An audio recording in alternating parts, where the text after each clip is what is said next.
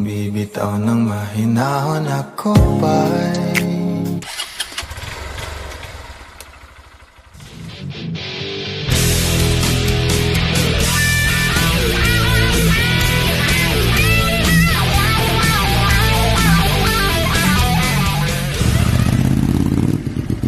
What's up mga tol? Heto at magdi-deliver na naman tayo. Galing tayo sa pinagbilihan ko ng dashcam at akala ko ay nasira na ang dashcam ko, kaya pina-check ko sa kanila. Salamat naman at battery lang ang problema. Kaya didiretso na ako sa pagde-deliveran ko ng aircon. Dahil may dala din akong backpack, inilagay ko na lang sa harapan ko ang aking backpack. At dahil deliver install din tayo, may dala din akong gamit pang install, kaya overload talaga ang ating motor. Mabuti na lang at kayang-kaya pa rin ng ating motor. Syempre dahil overload tayo, hindi na din ganun kalawak yung obra natin, kaya isiningit ko na lang sa gilid yung aking motor kahit pa nakabalandre yung sasakyan, kasyang-kasya yung motor natin. Syempre maayos tayong nakadaan.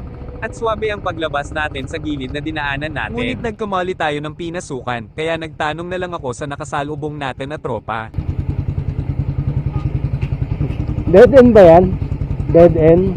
Oo. Naligaw ako. Oo. Pero mababa pa yung subscriber ko. Saan yung may tunnel? Saan yun? Tunnel po, di ba kuya? Diretso.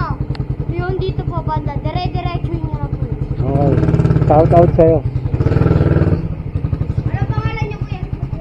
Tol Moto Vlog. Ha? Tol Moto Vlog. Yeah. Subalit sa hindi inaasahang pangyayari, takot ako makagat ng aso pero pinili na lang natin maging kalmado dahil pag natarante tayo, panigurado madidisgrasya pa tayo at baka mahulog pa yung aircon na dala ko.